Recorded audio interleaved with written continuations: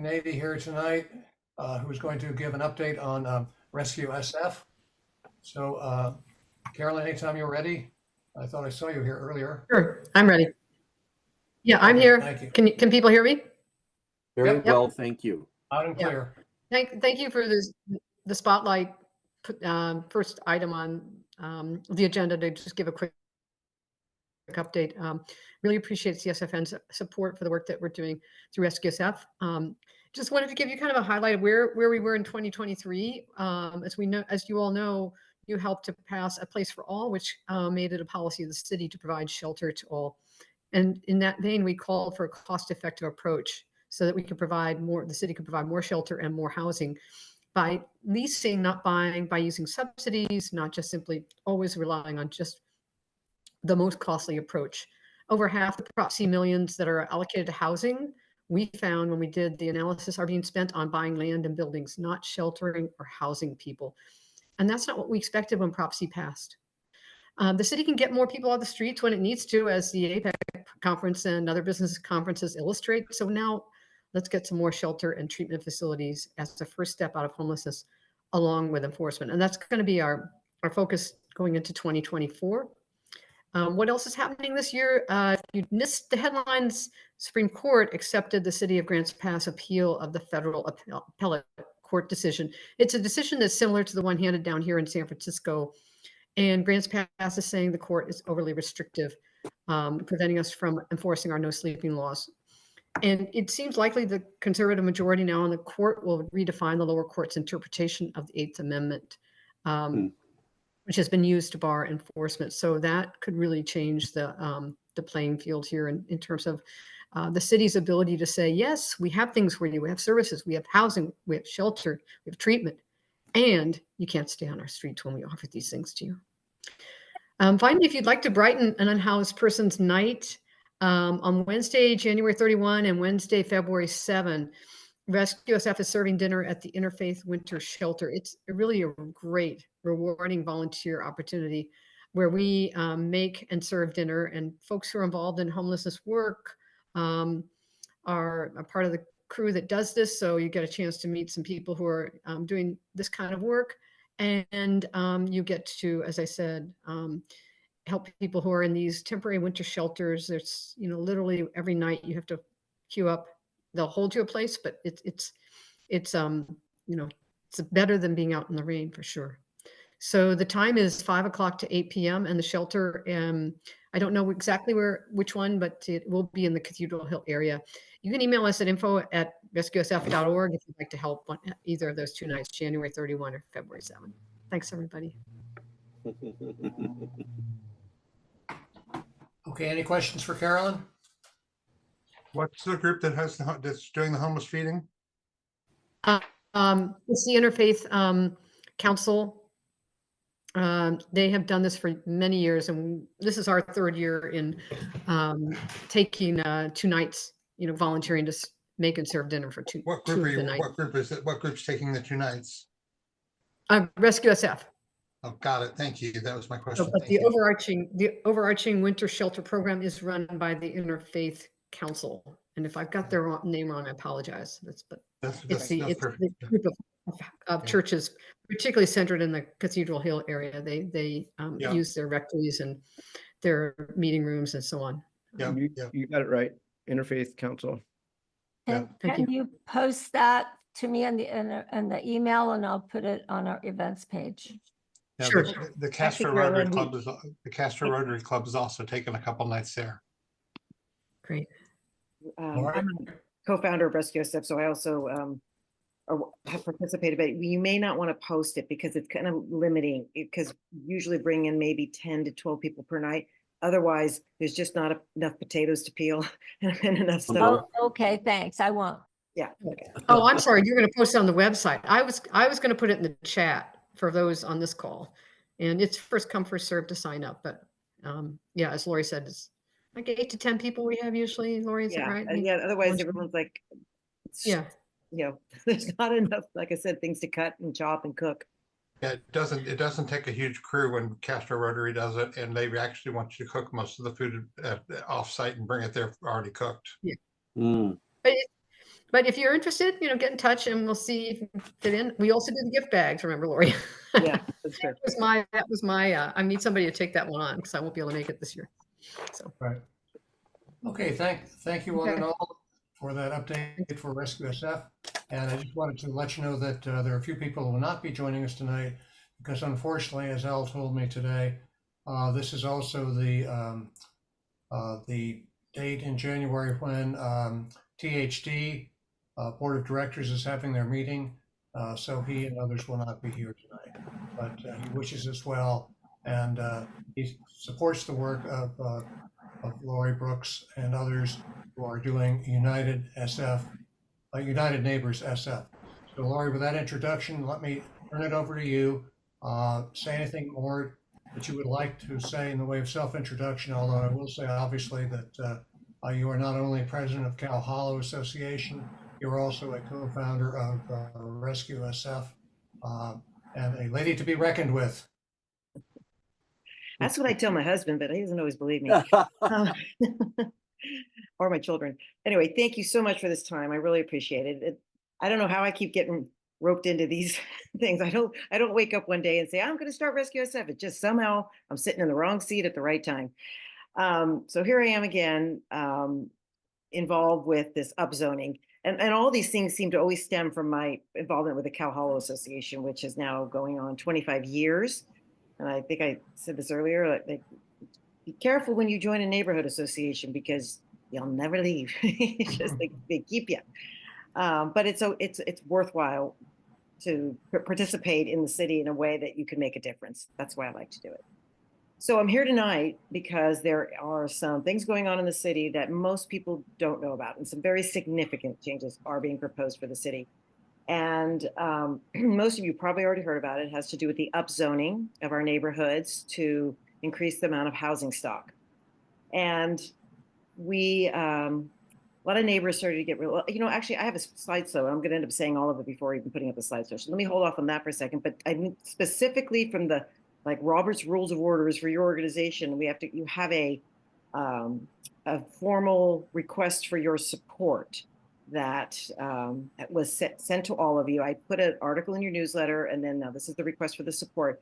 And basically, we're asking that your organizations want to get behind the effort that we are undertaking. And we're not asking for, lockstep. It's pretty much, listen what we have to share. We have a website with everything on it.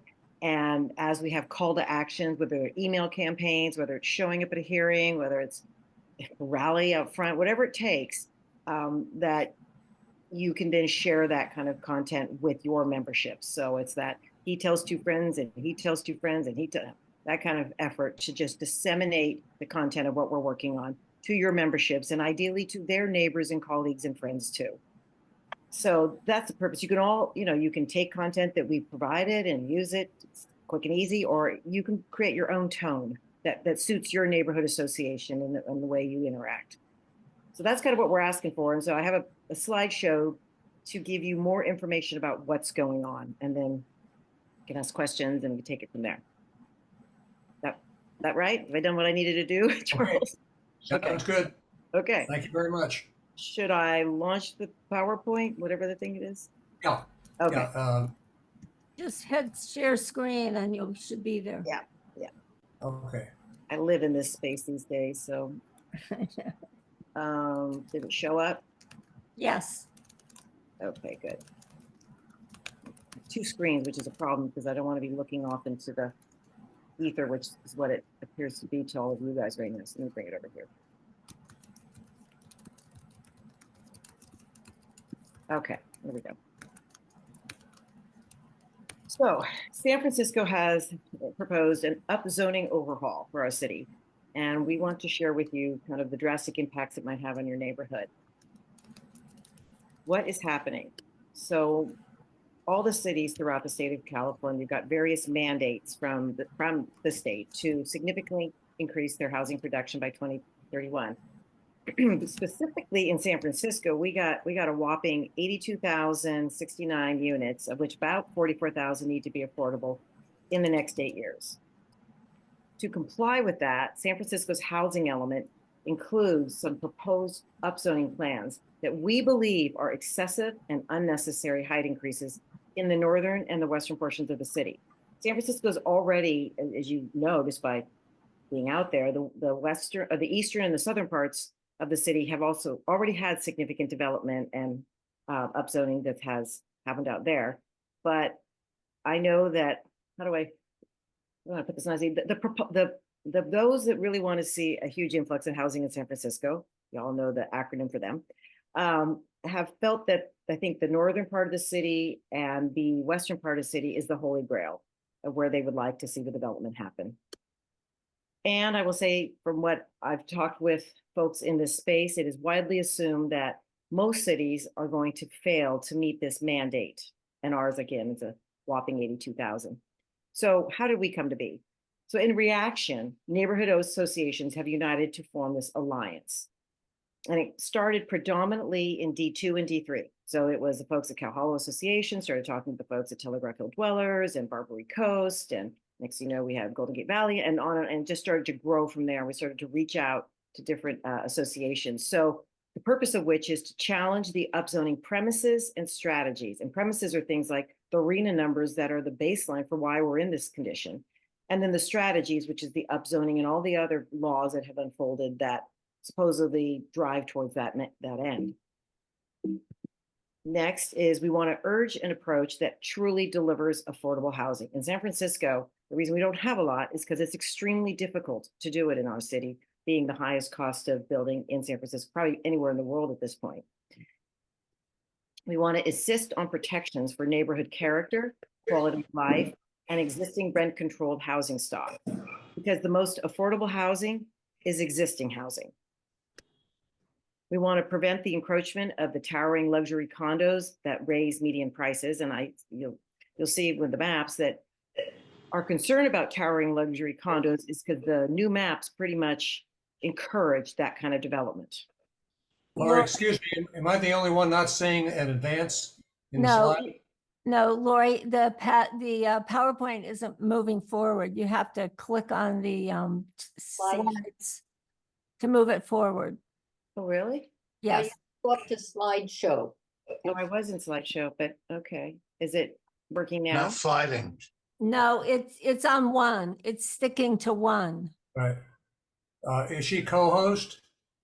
It doesn't matter. She should still be able to do it. We're doing a shared screen, but I can see if I can make her one if that's Yeah, necessary. 'cause she was co-host last night at another meeting. Yeah, it worked last night. Fine. Okay, let me see. where You can just click the individual pages and they'll come up. Yeah, you should be able to.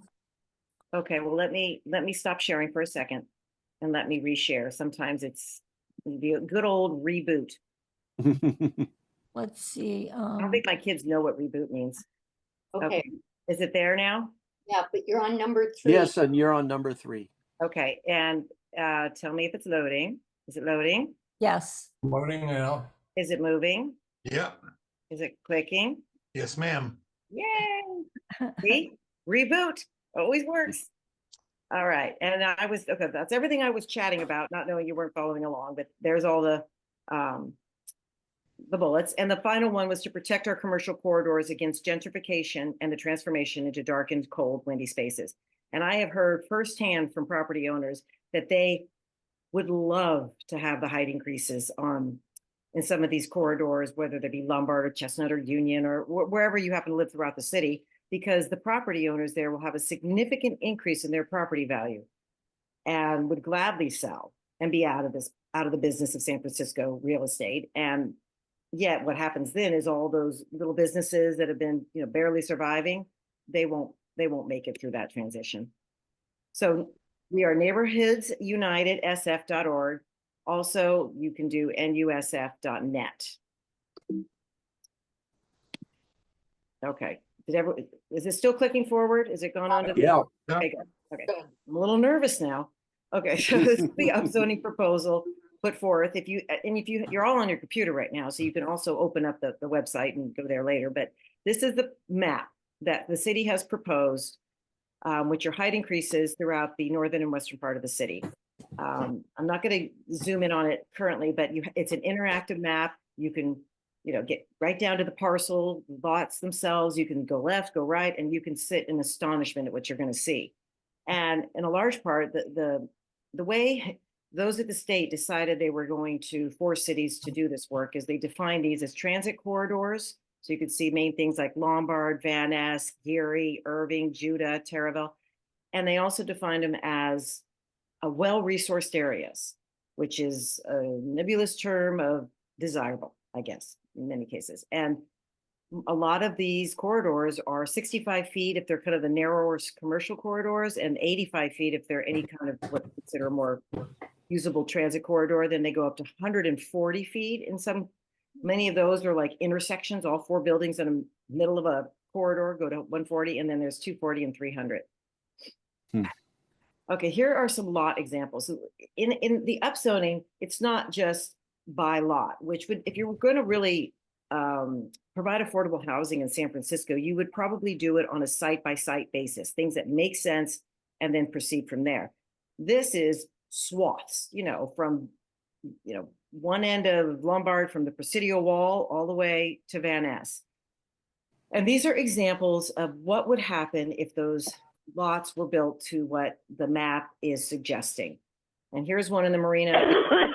This is Lombard and Divisadero. These are all 140 feet. And when I say 140, just get rid of the zero. It basically means 14 stories. 85 feet, roughly 8 stories. And what's not even listed here is, or hasn't been illustrated, is Chestnut Street, which is behind there, that would go to 65. So the theory is these 140 feet buildings have to do with transit hubs. So Divisadero in Lombard and Fillmore in Lombard. But I'm not too far from, oops, sorry, that's me. I'm not too far from that transit hub. And as we were talking about before the show, it is not used by people taking muni. It is basically a small little shelter for those that are homeless to hang out. And so the transit hub, I think, is really a misnomer for the excuse to build 140-foot buildings. Over here is Laurel Heights. It shows this is where the Trader Joe's is. These can go up to 300, either 240 or 300 feet. And that's just giving you a rendition if they were to be a cluster of them. And this is not, a lot of people say, oh, Lori, that's hyperbole. You're just, scaring people. I think the city, when it gets its mindset on it, things do happen. If you look at the development that's occurred down at Van Ness and Market, although that was approved and that was fine. But when they start building, one day you go down there and you're like, wait a minute, I'm lost. What intersection am I in? So don't think that this stuff can't happen. This is just one example of in the Richmond at 19th and Irving. So you're going down 19th Avenue, and here's a 240-foot building. Wait, 240, yeah. And all 4 corners are zoned for that. No, wait, it's 140. Sorry, it's 140 feet. And all 4 corners are zoned for that. But so is all the rest of Irving at 85 feet. Over here at Market and Castro, these buildings can go up to 85 feet. And again, this is just, 4 buildings we chose. The whole other side of the street, including the theater, can all be upzoned. And the whole Castro area and the Dubose Triangle area are included in the upzoning. Out at Noe Valley, Church and 24th, there's an example of an 85-foot building. And out at Sunset, this isn't an example, this is real. This is a building that this was sent to me the other day. It's at Judah and 45th. It is a state density bonus project. It's showing here, I think it's 5 stories right now. 2 more stories have yet to be built. The very top one is going to be a roof deck. Fine, everyone loves roof decks, but it's kind of glaring in the fact that these are, this is supposed to be ultimately to make the housing more affordable in San Francisco. But what ends up getting built are buildings that are tall enough to command sweeping views of the ocean with roof decks. Here's something we wanted to share because it's interesting in that, the city is trying to meet the demands of the state. And the demands are you have to provide or show significant capacity that will allow the building of units to meet the mandate that we've set upon you. And this was recent legislation passed by Mandelman sponsored it. 4 and 6 plexes. So you have a unit now, there's 120,000 lots in San Francisco. There are all these light blue colored dots that can now go up to 4 to 6 units within that lot. And that provides a potential capacity of 480,000 units. Now, we know that's not all going to happen ever. And we don't know at what speed it would, but that's San Francisco doing all that they can do. They don't build housing. They provide the capacity and the rules and the permitting process to do so. It's the market forces that actually determine whether or not something's built. So this is what follows now is our critique. When I say our, the Neighborhood United's, alliance of associations, our critique of the planning's upzoning proposals. First, we feel they're misguided. They are excessive in their height increases, and they're going into established historic neighborhoods, and not necessarily historic on the register of historic neighborhoods, historic in that they're on the postcards. This is what represents San Francisco. They're iconic. And when people come to San Francisco, this is why they want to write. They want to see these undulating hills that we have, or 7 hills, and the homes follow the topography of the hills. That's what makes us beautiful. That makes us a special city. It's kind of like what you would see in Europe. And I know you all drive around now and then and wonder, how did that building get, erected in the middle of a much lower lying building? Well, something happened in the 60s, I think, when a lot of this stuff was allowed. And I kind of feel like we're at that precipice again. We're at that moment where things could be built, and we're going to look back and go, why did we let that happen? It's unnecessary. San Francisco has ample capacity to build the mandate of 82,000 units by 2031. We have the state density bonus, which is something already exists today. It wasn't even a new law. I think that's been around for almost 30 years. It's already being used today by developers. With it, though, you do have to include some affordable housing in your projects, but you get back increased height, increased density. You can cover greater portions of the lot. You don't need parking, and so on. So it's a sweetening of the pie for a developer to help their project pencil out, so that they will actually throw in a couple of affordable units in what is predominantly a market rate project. The city has done a lot recently in trying to streamline the permitting process. I will say, I feel like the residents have been made to be the boogeyman, that we have stopped all building in San Francisco.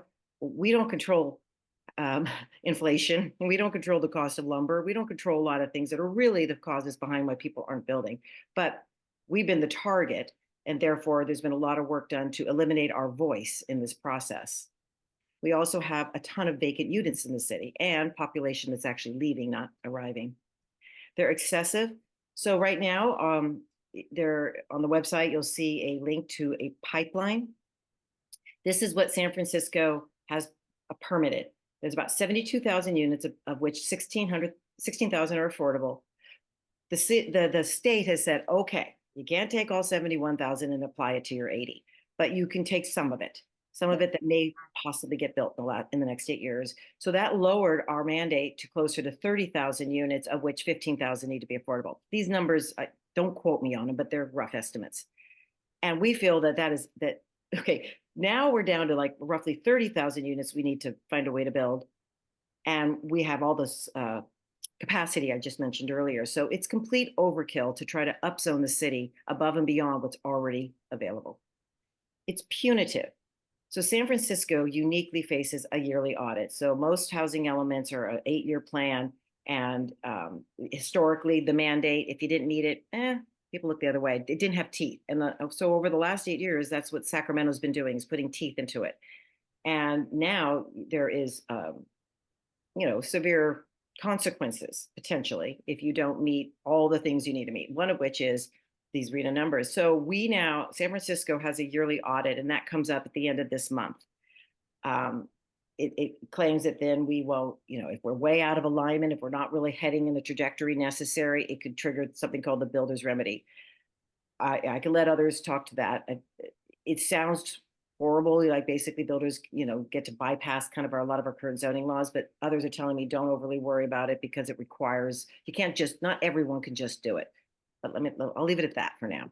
They're exaggerated. The RENA numbers, for which all of this is based on, the statewide RENA numbers that then were imposed on each city, are inflated. There's documentation that they're inflated. The state did an audit, said that it was inflated, but nobody fights back on any of this. I mean, they're inflated. I know our city has tried, but we get the stiff arm.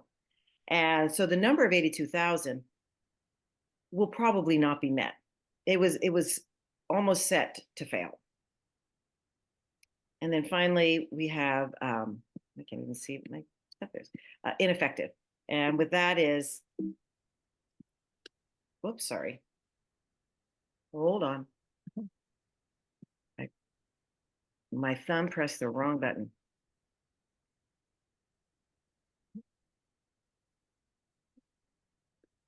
Well, it's always good to see something twice, right? It really sinks in.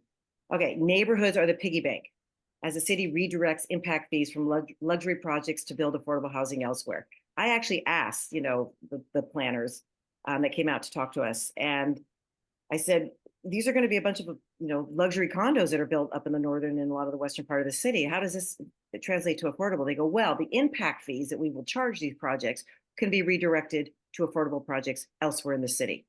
Great idea, but first off, you never know if it ever translates into something being built.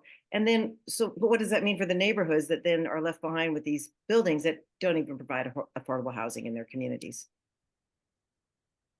So what is our ask? We're asking the city to be sensible. Stop the unnecessary upzoning and provide the state with capacity plans that are commensurate with the actual 30,000 units needed by 2031. Pause. We have so many laws that have been passed, both statewide and locally in our city. We need to start with the reasonable plans that are already in place, see how they work, test something out before you already go and add a lot on things on top, and then adjust to meet the realistic economic conditions of which we've lived through recently, such as the pandemic and inflation and all the other things. Mitigate. So nothing that we have seen about the increase of 82,000 units, which could, doing the math, potentially lead to 200,000 new residents in the city. That would be about a 25% surge in our population. So what are the infrastructure plans to support such a significant increase, whether they're water, sewer, fire, police, transit, traffic, and so on? And we haven't seen any funding or any plans associated with the upzoning. Assess meaningful neighborhood awareness input and adequate time for response. I could tell you now, hardly anybody knows about this. And this is a significant change to the city of San Francisco. And it's something that should be on every newspaper should be talking about it. And every resident should receive, just like we receive our ballots, every resident should receive something in the mailbox explaining this process and what's happening and where they can respond. Verify. I think we should still push back on the San Francisco's RENA numbers for verification and an audit, because we just know that they're way too much than what our neighborhoods can handle. And redo. That has to do with the survey that ended on Friday. So planning has put out a survey. They were trying to capture neighborhoods' feedback on these plans. I had many people, including my husband, who said, went halfway through it and stopped, because he said, all of the questions are driving me towards the answers they want to hear. So it was not a survey that allowed for opposition to the plans. You only could put an opposing point of view in the comments.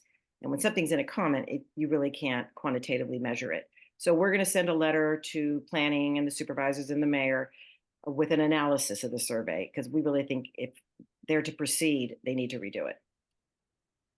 Actions. So we wrote a letter on the 9th of January to planning and their elected officials, and we are meeting with Director Hillis this month. Advocacy, we're ensuring supervisor support. Thank you, Supervisor Peskin, for being here.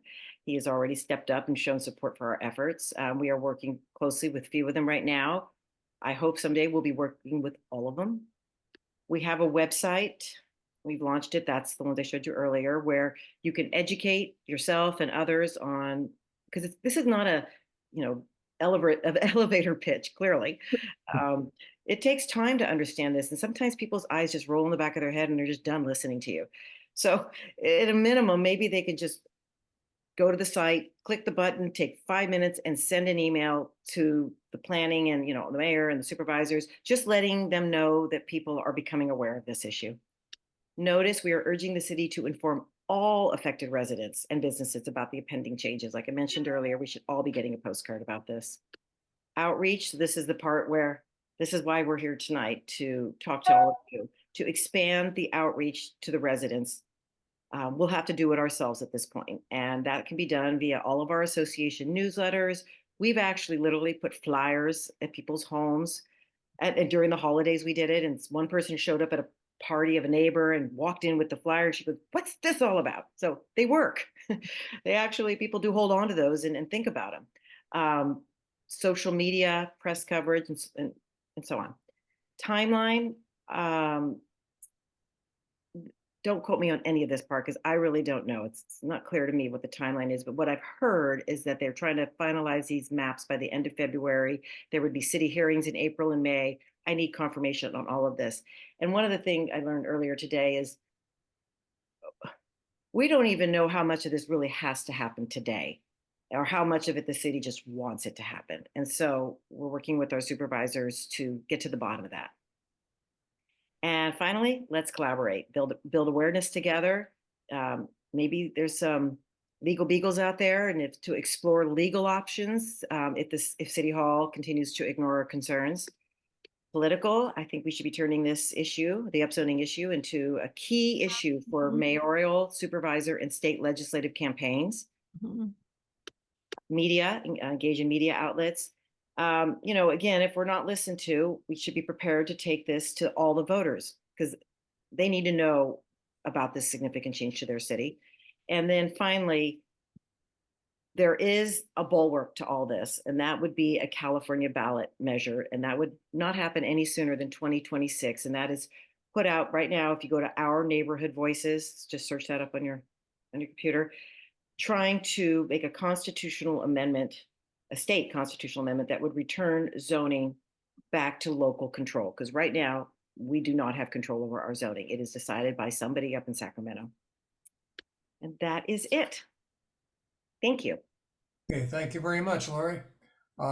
Before we begin Q&A, let me just say thank you for the applause. That we want to ask questions that are short and focused, getting the person that's being asked the question to respond quickly and informatively. No, dear sir, you occur kind of opinion stating, please. And I would like to break with protocol tonight, and seeing that there are hands raised, I would like to go first to President Peskin for his comment and or question if he chooses. Thank you, Charles, for that opportunity and for inviting me this evening. And thank you to Lori for filling a vacuum that I have been awaiting for quite some time. We have been up against it. The YIMBYs have been on an inexorable march to through emails, the internet, in-person testimony, surround us. The mayor is fully in their camp, as is Senator Wiener, as is our former mayor, the governor, and up until now, it has been quite lonely. So this feels really positive. I think that if people understand what we're up against and what has happened and what will continue to happen and what it will mean for San Francisco, what it will mean for the diversity of our population, what it will mean for gentrification of neighborhoods, what it will mean for rent-controlled housing stock, what it will mean for the physical beauty of the city, that they will come to our side. But the other side has a lot of money. They have made a lot of friends. They are spending a lot of money in the 2024 election cycle, where literally almost everything is on the ballot. And now it's really time to get organized and to fight. I think part of the answer to Lori's question about timing is they want to get as much done as they can because they worry that maybe they could lose a mayor's position. Maybe we will get organized and start fighting to keep a sensible majority on the Board of Supervisors, or maybe arguably regain a sensible majority on the Board of Supervisors. This would have been unthinkable a few years ago, but things have changed. And by the way, supervisors with their fingers in the air have changed too. I mean, and I'm not casting any aspersions, and I personally like the guy, But when Joel Engardio first ran for District 7 supervisor, he ran as a neighborhood guy who was opposed to this type of agenda. Now he is at the front of the YIMBY parade. So, and that is because it is safe for him to do it, and it's safe for him to do it because our forces have not really been doing what Lori is now leading. And I think I'm already feeling like a little more confident. That's what's at stake in the District 1 race. If Marjan Philhauer gets elected, there goes another neighborhood supervisorial voice who has been standing with me, had the courage to publicly write a letter asking the city attorney whether there are grounds under which we can sue the state. SB 423 that Wiener amended at the last minute discriminates against San Francisco, as Lori said, treats us differently. And it's not as though the Board of Supervisors has not been making reasonable, sensible changes. I am the author of the legislation that reduced the percentage of inclusionary affordable housing and new market rate construction because of the economic environment that we are currently in at this moment. I have backed legislation for adaptive reuse of downtown vacant office buildings to residential. I voted for supervisor fourplex and sixplex. So there's a lot of stuff that we have done, but they are overreaching. They are going too far, and we're going to look back at this as the Fontana Tower period of San Francisco. We cannot let it happen. I need your help. Thank you for doing this, Lori, and thank you for inviting me, Charles. Thank you very much, Aaron. Okay, let's go first to Deborah, and then to Lee, and then to Mary Eliza. I should mention, by the way, that we take questions from our CSFN members first, and then we go to visitors. Okay, Deborah. I don't have a question. I just wanted to thank Lori. I saw your presentation last night and tonight. It's got a lot of great information. And just one minor thing. Irving Street is in the Sunset District, not the Richmond District. Oh, okay. Yes. I'll change that right now. Okay. Thank you. Okay, thank you, Deborah.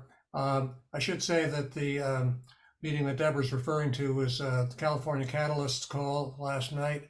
And yes, it was very good. Okay, Lee. Had to unmute. So maybe this is too conceptual a question, and it just comes from my academic background, I suppose. But I've not quite understood why the pressure. So people need housing. There's lots of people around. Some of them don't have housing. It really goes back to much broader issues that are the country as a whole about income inequality.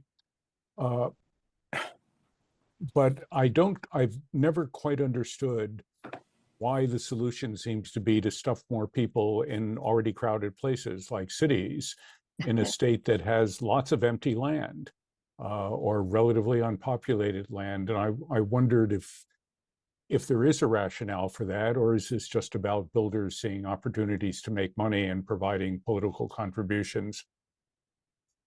Lee, if I could hazard a guess at that, and I don't want to cut Lori off, a few things. One is that cities already have infrastructure, sewage, water, transit, road systems, whereas undeveloped areas don't. Look, I'm not scared of density. I think San Francisco does have a higher human carrying capacity, but I think there's a right way to do it and there's a wrong way to do it. And I think developer profit is to a large degree influencing and motivating the kind of legislation that's coming out of Sacramento. And there's huge money to be made in high-rise, luxury, $1,200 square foot, towers in San Francisco that will cut off everybody else's visual access to the bay that we love and the ocean that we love, but does not build a stick of affordable housing.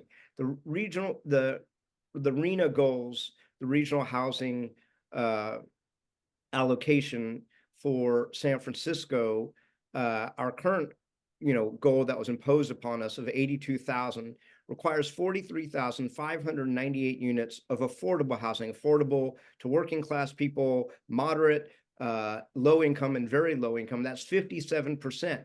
It's an unfunded mandate. There's no money coming from the state. There's no tax credits coming from the state. Interestingly enough, in our previous RENA cycle, we far exceeded our luxury market rate goals, but not surprisingly, underperformed in our moderate, low income and very low income by huge percentages. And were it not for the voters of San Francisco who in 2015 and 2019, and hopefully again this March, who have voted for now with the $300 million that's on the ballot in March, $1 billion worth of affordable housing bonds, we would have performed even more poorly there. And by the way, here's a shameless plug, because I'm not in my office at City Hall. Yes, on the affordable housing bond, it does not raise your property taxes. If you're a tenant, it cannot be passed through to you. And I can explain to you why it does not raise property taxes, but basically it's because we retire as much old debt as we issue new debt, which is what we've been doing since 2006. But the state is really imposing an unfunded mandate. There are communities that have redlined people of color and low-income people. San Francisco is not one of those communities. As a matter of fact, San Francisco has done better on affordable housing production than virtually any large city in the state of California, and yet we're being disproportionately punished. It's horseshit. Thank you, sir. Okay, Laurie, did you have anything to add? I couldn't have said it better myself. Thank you. Okay, let's see, Deborah, I assume that you don't have another question. Mary Liza. Hi, Aaron. I have a really simple question for you. Who in your office is the best staff person to contact involving this real estate issues? My land use staff is Nathan Perrell. Perrell, okay. Horrell. Okay, as you know, I want to set up a task force. I'll talk to you about it in detail later. I'm kind of working on it because I've noticed there's an awful lot of places that are empty, and some of them are empty because people are afraid to have tenants because they have these problems with certain people, abusive issues that are hard to resolve based on the way the tenants protection laws are set up now. But I'll mention that to you later, but thank you. I will get a hold of Nate. Thank you. Okay, thank you, Mary Liza. I thought of one thing to add to what the response to why the pressure to do it in San Francisco. And it's what I had heard from Scott and his troops. And that has, they pulled in the environmental issue. We don't want, want less people driving and commuting to whatever this, and Lodi. Let's say you built this out in Lodi, some more affordable housing. And that's true. It is a lot of commuting, but that argument was 8 years ago, 6 years ago, 5 years ago. We're a different country right now. That may have made sense when everyone was coming in from Tracy and driving into the city. We're begging people to come into this. This is the thing about they haven't taken the current economic realities into consideration. They are stuck in that number and they're taking it to their grave. And we need to keep pushing back and saying, no. That the whole thing why you wanted to build so badly in San Francisco was because, this demand. I mean, Lori is absolutely right. The nature of work has fundamentally changed, and we are all experiencing it right now by virtue of the fact that there are 23 of us meeting over a computer. And that's the reason we have a 35% office vacancy rate in downtown San Francisco that used to be the crown jewel of office work in the San Francisco Bay Area. It's a different world. If I can just add one thing, when we were asked about housing and empty space and building, we are surrounded on three sides by water. We are, I think it's 47 square mile city. Laurie, you mentioned the topography, the rolling topography that is so pretty, but we haven't got any place to expand except straight up.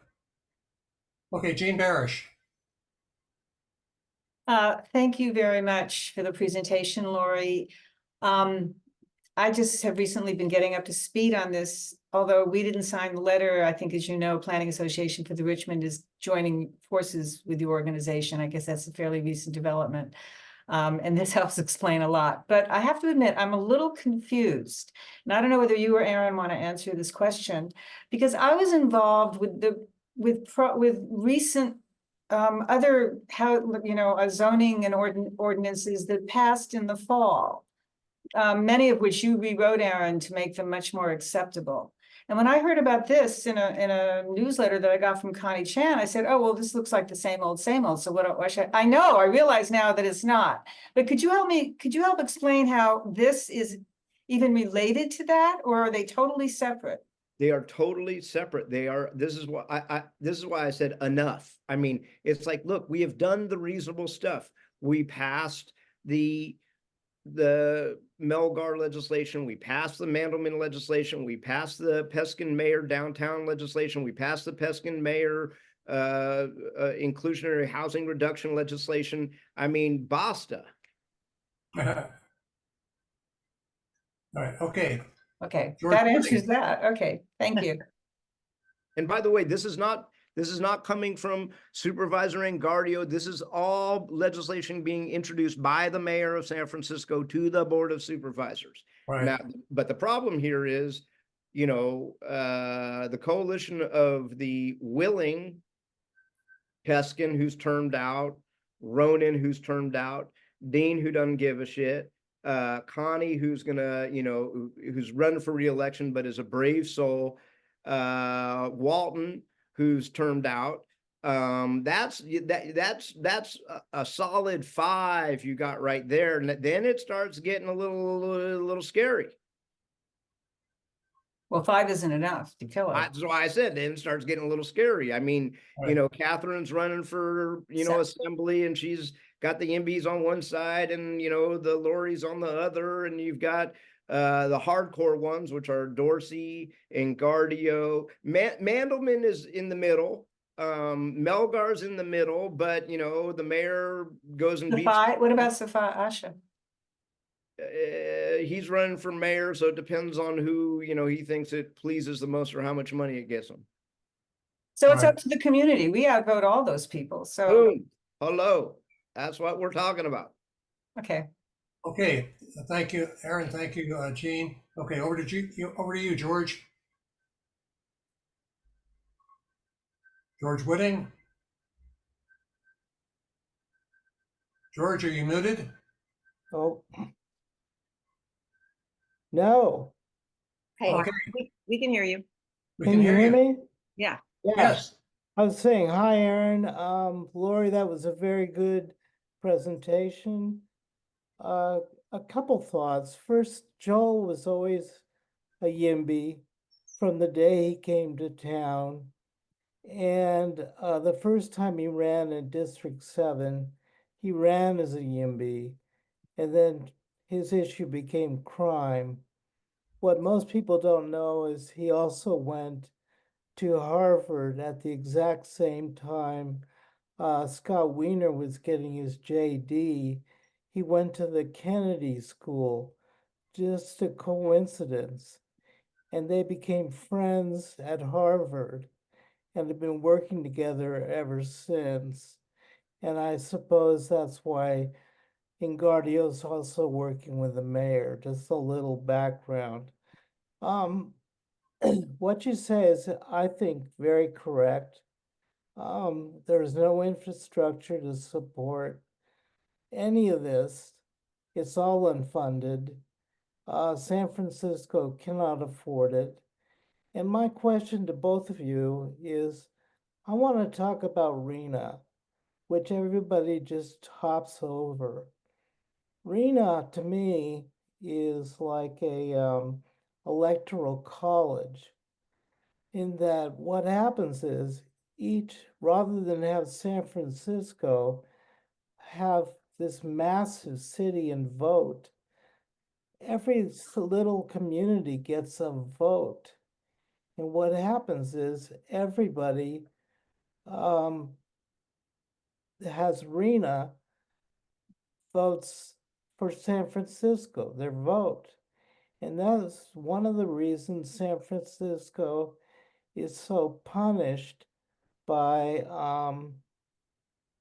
RENA. And that's why we're always stuck every single time. And I think people should understand the whole process so that they will know that this is just a beginning because it's going to happen again and again. And as long as we have supposedly the best transportation, which this is all based on, we will also be selected again and again for public housing. That's the reason our public housing is so ridiculous. So, any thoughts on that?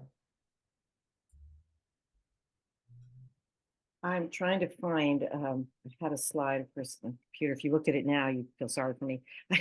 There was a picture somebody showed of who was on the group that determined the RENA numbers. And it To was, say there's no science in it whatsoever. a bunch of Yimbys. It was Sonia Trouse's and her troops. I mean, this happened while my big joke is we were doing, neighborhoods were fighting SB 828, SB 50, SB 9, SB 20, la la la. We're running after all these red herrings thinking we're winning little mini battles. And we were playing chess, and Mr. Harvard was playing 40. Well, we were playing checkers and he was playing 40 chess.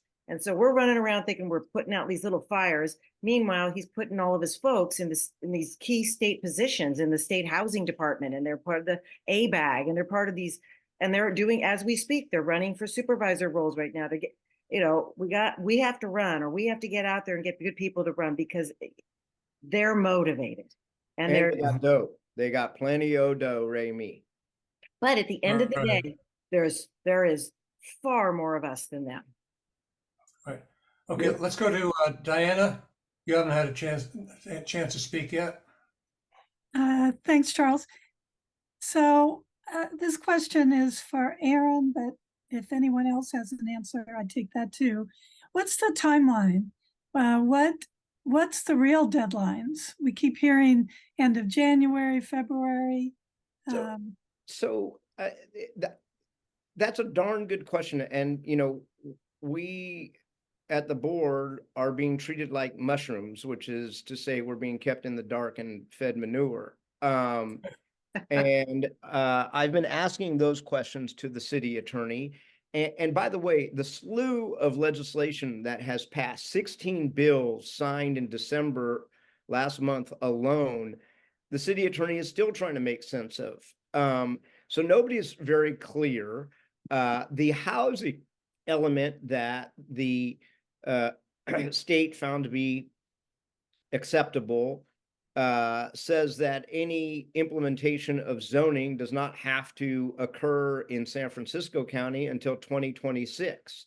The recent SB 423, which gives a special look at our progress as early as the end of this month, which if the state is completely out of their minds, says that they can invoke the builder's remedy where builders can build whatever they want, wherever they want, which is in this economy kind of not a huge threat because nobody, because interest is high and construction costs are high and nothing is penciling at this moment. And there's 72,000 units that are in the pipeline that have already been fully entitled and approved. But, the builder's remedy could be gone after this year. But we're not required to make any zoning changes. And by the way, most of the zoning changes that are being proposed are not things that the housing element that the Board of Supervisors adopted says that we have to adopt. Mm-hmm. That's right. Okay, Dave Osgood. Thank you. My question is about the requirements that buildings converting from office to residential must be retrofitted. Are those requirements being weakened? And if they are, that's where I would have a problem. No. All of the life safety codes and the fire code, building code, all of that have remained untouched. There are a few provisions in the state historic building code that allow certain what are called equivalencies for the retrofit of historic buildings, where you can basically get something that's kind of an equivalent in the planning language to a variance. For instance, widths of hallways that in new construction would have to be wider. But in extant buildings, you can get waivers for existing hallway widths, stuff like that, but no compromise to life safety systems. Okay, thank you, sir. Okay, Mary Eliza. Hi, Erin, I just had one other question. We were considering having a town hall next month and going over the more specifics of the amendments, if there are any still going. Would a Wednesday night be a good a night for us to have you come on or somebody from your office come on? Is that This is my job. I care about it. It's important. Lori and I are seeing more of each other these days than my wife and I are seeing of one another. Oh, God. She's not worried because I talk to her all the time too. Yeah. Well, would that be a possibility if we decide to just really go into a little bit of the weeds on the amendments? Yeah, I mean, provided it's a Wednesday, I don't have something scheduled. Yeah, of course. Okay, perfect. I'll get in touch with Nate on it. Thank you. Okay, thank you. Okay, last question I think will be going to Jean Barish. Oh, and sorry, and then to Greg.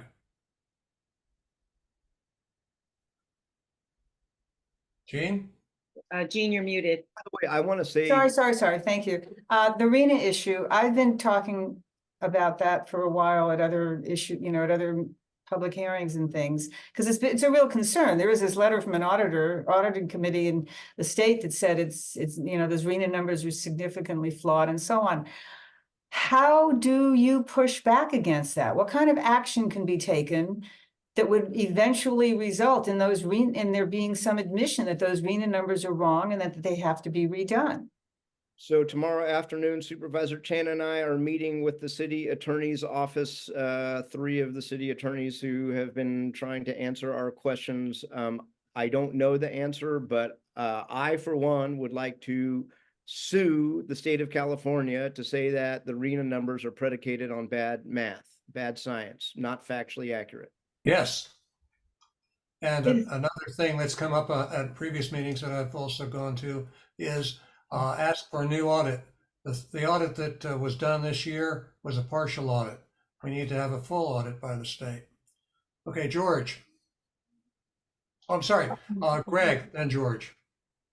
Yeah, I just would like to ask somebody to address the myth that we have all this infrastructure that will support all this additional density. My experience from the early 2000s when my office was moved to Beale and Howard was before there was as much density down there as there is now. Because we have a combined storm and septic sewer system in San Francisco, we had a heavy downpour and our lobby of our office building was filled with 2 inches of raw sewage because of the backup from the rainfall. So our infrastructure doesn't really exist to handle the density we had even over a decade ago. And with all the additional high-rises being built down there and no additional sewer systems being built, I think there's a false sense of the fact that we have infrastructure to support all this density. We don't have the infrastructure that we need for what we have now, let alone for additional density. Has anyone addressed that in all this discussion of additional density with RENA, et cetera? So the environmental impact report on the housing element does assess many of those issues, but look, these are all very complicated issues. Let's talk about water demand and water supply in the face of a very uncertain climate future with limited upstream storage. And by the way, our storage in Hetch Hetchy, Eleanor, Cherry, Moccasin, Calaveras, et cetera, is not only for the 800,000 or so people that live here by night, it supplies an additional 2.5 million people down the peninsula. We are the wholesale water provider on a system that is subject to a series of legal challenges that have to do with allocation of water to Modesto and Turlock, that have to do with environmental litigation over freshwater flows on the Tuolumne as it relates to habitat and restoration of fish species that are endangered. So I mean, these are you're asking some fundamentally important questions, but The EIR analysis, claims that we can handle it from a environmental infrastructural point of view for whatever that's worth. which is fallacy. Right. I mean, Okay. and as you know, our municipal transportation agency is under financial stress. For those of you who joined me on the 49, the 45, the 8, the 15, I mean, all these buses are at capacity. I mean, Right. we'll need more rolling stock. Well, yeah, absolutely. Right. Okay, George, last question. Not to mention Keep it- PG&E that can install enough local distribution infrastructure for our current, projects that are coming online. Right, exactly. Thank you, Charles. Just very quick point.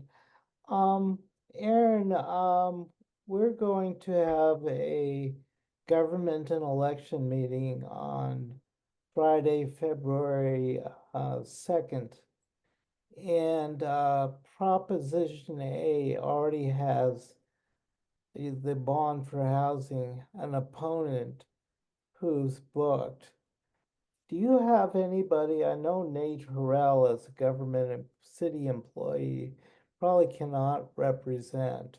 Wait, you're saying you want somebody to come speak on behalf of Proposition A on February 2nd? Yes. What time? I'll be there. Oh, I mean, it's my bond. I know it's your bond. 6:45. All right. In person, virtual, what?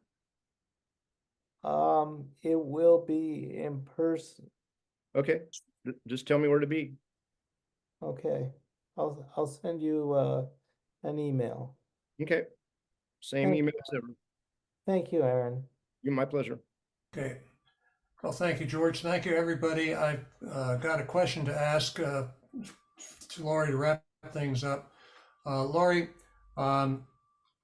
we have your request for support from Neighbors United SF. I know that you are going to be meeting with Hillis at Planning next week. Actually, no, the 31st now. Okay. With the 31st. Okay.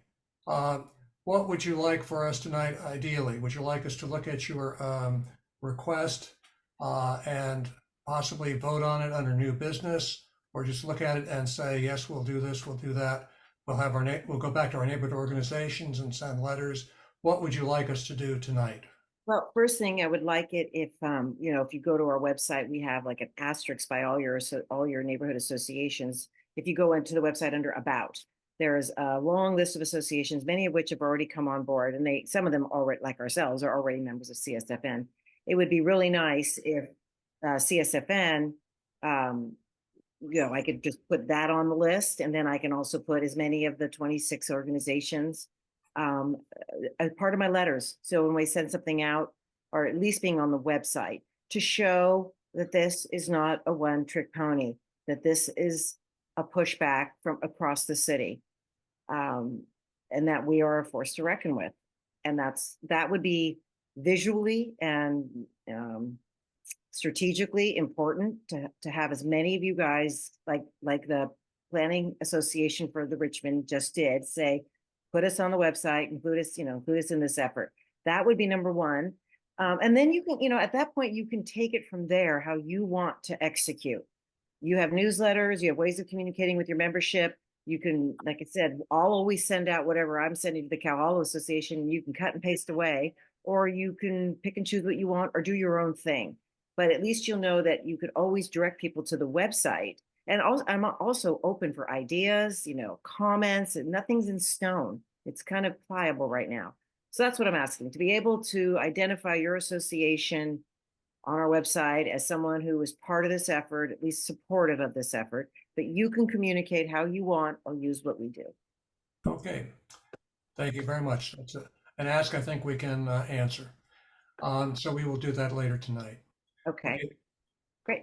Thank you, Laurie. Thank you for all of you who came to listen, to ask questions, to share concerns. And with that, the program is now over.